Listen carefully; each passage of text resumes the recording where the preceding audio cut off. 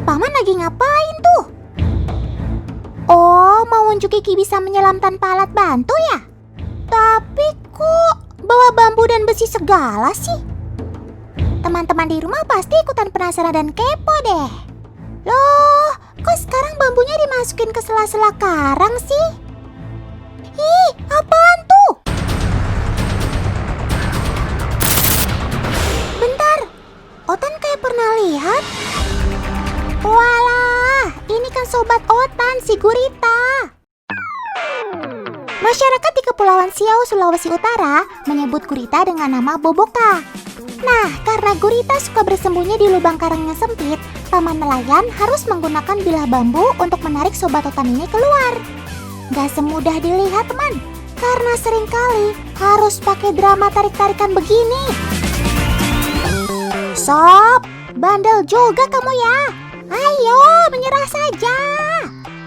Yes! Akhirnya si paman berhasil. Teman, ada 289 spesies gurita di alam. Dari jumlahnya yang banyak itu, ada gurita yang memiliki racun sangat mematikan.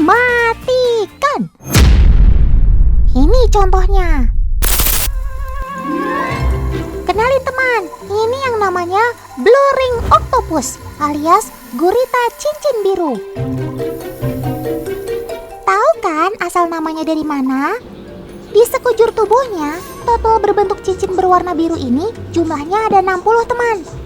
Cantik sih, tapi berbahaya. Kalian jangan tertipu sama motif tubuhnya yang menawan ya. Karena gurita cincin biru ternyata memiliki racun yang sangat mematikan. Bahkan racunnya ini 1000 kali lebih mematikan dari sianida. Serem!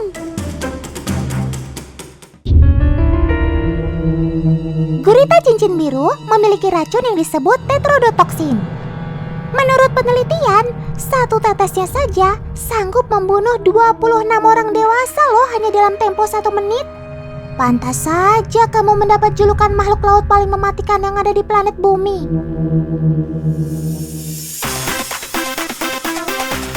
Racun gurita cincin biru terdapat pada air liur di mulutnya. Racun tersebut akan digunakan ketika dirinya merasa terancam atau sedang makan seperti ini.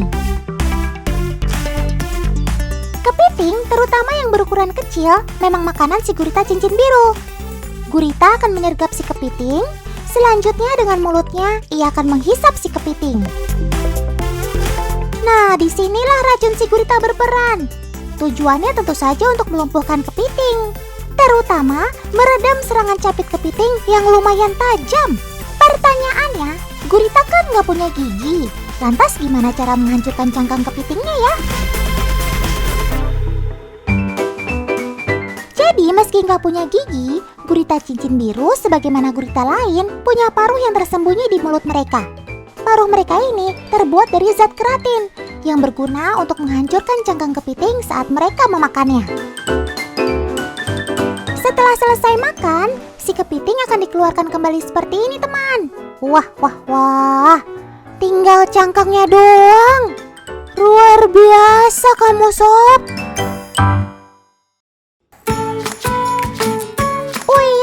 Tanda si gurita ini sedang merasa terancam adalah ketika warna cincin birunya yang akan menyala seperti ini. Warna tubuh sobat Otan ini juga bisa berubah jadi oranye loh. Perubahan warna mendadak yang bertujuan untuk menakuti musuh ini disebut juga dengan istilah aposematik. Kalau begini, alamat gak punya temen sob, serem sih. Buktinya, ikan ini langsung batal memangsa si oktopus begitu menyadari cincin-cincin birunya berwarna terang menyala.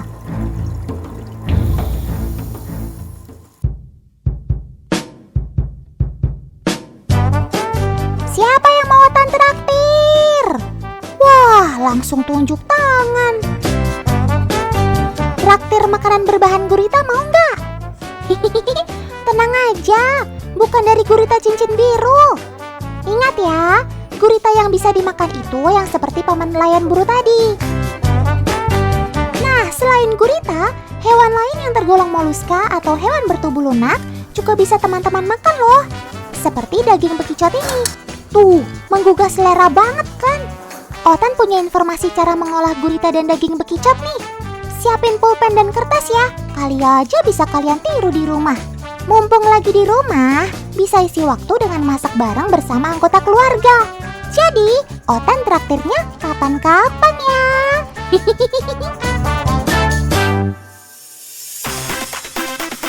Di Jepang, gurita atau taco banyak diolah menjadi berbagai makanan loh. Nah, mumpung Otan dan Kaulan sedang berada di restoran khas Jepang di Bandung, sekalian saja yuk kita icip-icip olahan gurita. Di restoran ini memiliki chef yang sangat berpengalaman. Chef Sugeng sudah malang melintang selama 20 tahun di bidang Japanese food. Keren maksimal, Chef! Kira-kira si gurita ini mau dibuat apa saja ya?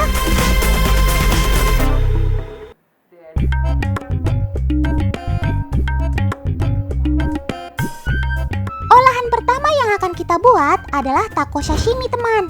Sashimi biasanya disajikan dengan cuka wakame yang dapat membuat lidah teman-teman bergoyang. Tarik sis! Semongko!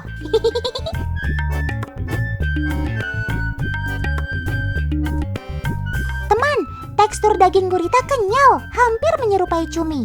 Bedanya, daging gurita lebih tebal dan bertekstur. Hal ini dikarenakan pada lengan gurita terdapat struktur hidrostrat muskuler dan hampir seluruh tubuhnya terdiri dari lapisan otot. Untuk memotongnya pun diperlukan teknik yang tidak biasa, teman. Lengan gurita dipotong dengan teknik penyamping agar lebih mudah dan rapi. Tapi untuk sekelas chef berpengalaman bisa memotong lengan gurita dengan berpola seperti ini. Cakep!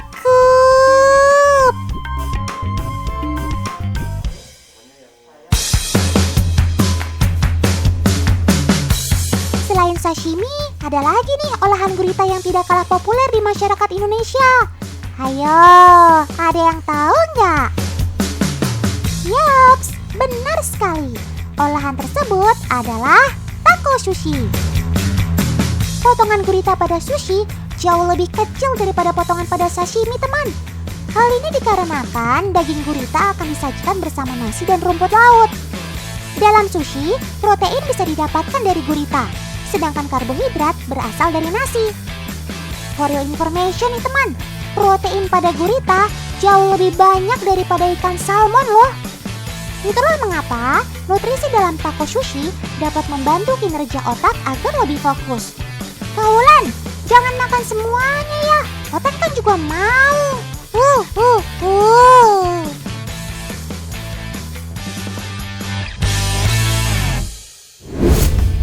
Olahan gurita kali ini cukup berbeda, teman. Kali ini, daging gurita akan dimasak menggunakan bumbu khas Jepang. Nama masakannya adalah teppan taco butter soyu. Dalam proses pembuatan masakan ini, daging gurita tidak boleh dimasak terlalu lama, teman. Gurita yang terlalu lama dimasak akan menghasilkan tekstur yang keras dan terlalu kenyal. Oh iya, gurita juga dapat membantu pembentukan massa otot dan membantu mencegah flu loh. Kermaks, keren maksimal.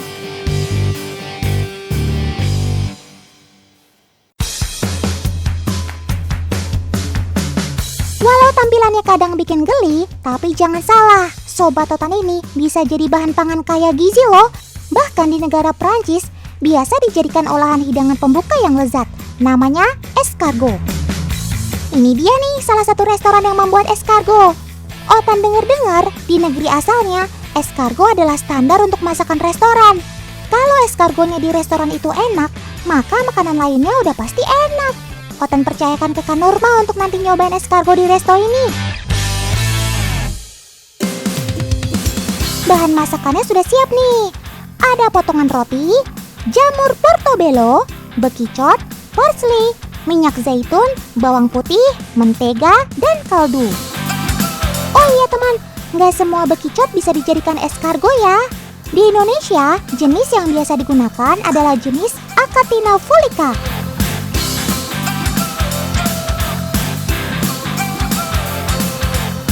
Bekicot yang akan diolah jadi escargot sudah dalam kemasan kaleng.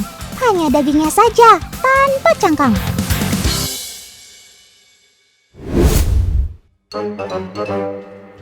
Di pabrik, lendir bekicot juga sudah dihilangkan. Caranya, daging bekicot direbus dengan waktu yang sangat lama. Perebusan juga bikin daging bekicot jadi empuk, teman.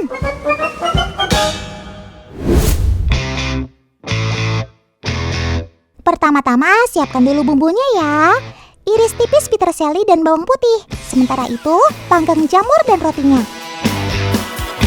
Panaskan mentega dan masukkan daging bekicotnya. Eits, jangan lama-lama ya memasaknya. Kalau terlalu lama, nanti daging bekicotnya mengecil dan teksturnya jadi liat. Waduh, Otan kaget, Chef. Ada api-apinya.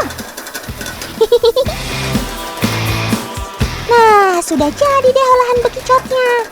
Saatnya menyempurnakan escargot ini dengan menghiasnya secuantik mungkin. Waduh, Chef. Kok ada bunga-bungaan segala? Oh iya, biar kelihatan estetik ya, Chef. Wah, cantiknya. Kalau makanannya secantik ini, pasti lupa deh kalau bahan utamanya dari bekicot. Nggak ada perasaan geli sama sekali. Justru mendadak jadi lapar nih, Otan. Jadi pengen nyobain. Gimana kan, Nurma? Tekstur daging bekicotnya lembut di lidah dan semua bumbunya meresap sempurna ke daging bekicot. Oh iya, jangan salah. Bunga ini bukan sebagai hiasan aja, tapi juga memberikan rasa yang unik seperti sedikit manis dan sepat ketika dimakan dengan escargot. Sedap!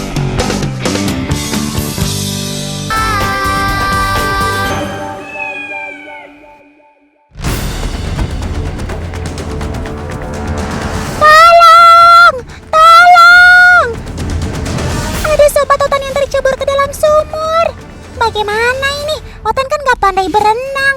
Duh, sumurnya sempit dan dalam lagi. Sebentar ya, Sob. Otan segera mencari bantuan.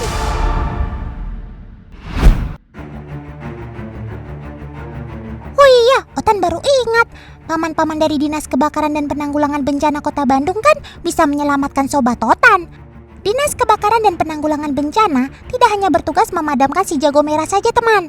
Mereka juga bisa membantu evakuasi dan penyelamatan hewan, seperti ular, tawon, bahkan ayam yang masuk sumur tadi. Setelah semua peralatan selesai disiapkan, dipimpin komandan, tim regu segera meluncur ke tempat kejadian perkara. Let's go! Mereka selalu menggunakan mobil khusus seperti ini, teman. Berbeda dengan mobil yang dipakai untuk memadamkan kebakaran ya. Peralatan di dalam mobil ini sangat lengkap, sehingga memudahkan saat proses evakuasi. Saat melintasi jalanan, mobil ini mendapatkan prioritas melaju duluan, teman. Oleh karena itulah, pengendara lain wajib untuk memberikan jalan. Sesampainya di lokasi, para petugas langsung mempersiapkan peralatan yang dibutuhkan. Setiap kasus membutuhkan peralatannya sendiri, sesuai dengan tingkat kesulitannya. Kasus ayam masuk sumur ini membutuhkan peralatan yang cukup banyak, teman. Salah satunya tripod, sebagai pegangan untuk petugas yang akan turun ke dalam sumur. Petugas juga harus membuat lintasan dengan ikatan tali yang kuat. Setelah Komandan Regu memastikan peralatan keamanan sudah terpasang dengan baik, barulah satu petugas turun ke dalam sumur.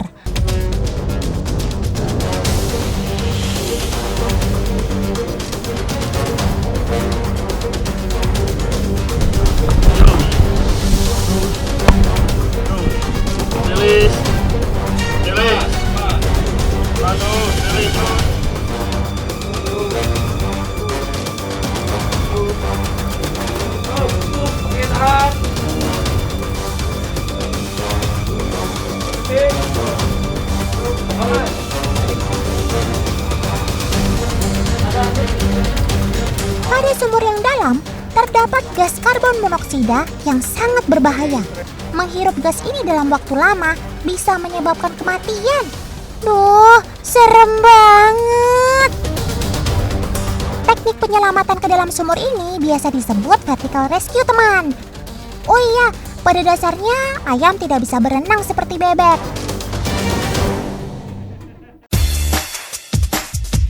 Kaki ayam tidak memiliki selaput seperti bebek, sehingga ia kesulitan untuk berenang.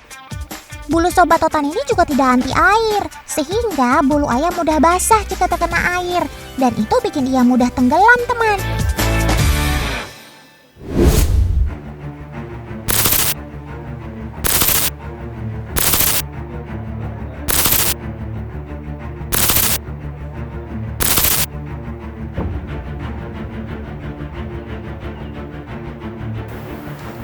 Aduh, Mi, ternyata si Musi ada di kap mobil. Harus gimana dong, Mi? Coba sebentar Mami telepon ke Damkar Kota Bandung. Kira-kira hewan apa lagi yang bakal dievakuasi oleh para petugas ini? Teman, kenalkan, ini adalah Kabin Tania. Dia sudah kurang lebih 10 tahun mengabdi di Dinas Kebakaran Kota Bandung.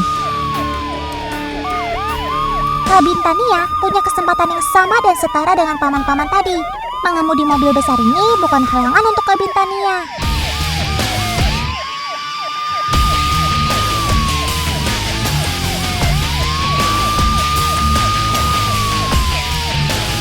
Satu lagi nih, Sri Kandi yang gak kalah hebat. Dia adalah Kak Adis. Kak Adis juga sering ikut dalam proses evakuasi. Salut deh Hotan sama perempuan-perempuan tangguh ini.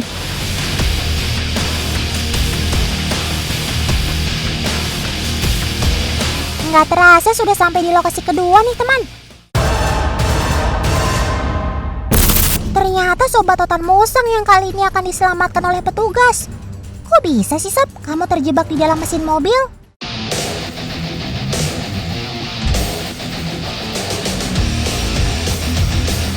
Teman, dalam kasus musang yang tersangkut pada mesin bawah mobil, petugas menggunakan sebuah karet berbentuk persegi. Karet persegi ini diselipkan di bawah ban belakang mobil. Kemudian, karet persegi tersebut diisi oleh angin dari tabung nitrogen. Gas nitrogen akan membuat karet menggelembung sekaligus mengangkat bagian bawah mobil. Tapi sebelumnya, pastikan agar karet tersebut dalam posisi yang benar, sehingga aman bagi petugas dan hewannya. Semangat, Paman! Ingat, keselamatan yang utama!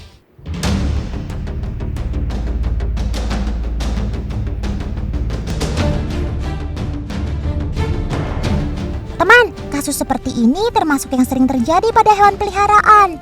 Saat bermain di bawah kolong mobil, biasanya tali atau pengait tali akan tersangkut pada bagian mesin mobil. Apalagi musang pandan saat siang hari lebih memilih menghabiskan waktunya untuk beristirahat di tempat yang teduh dan tertutup.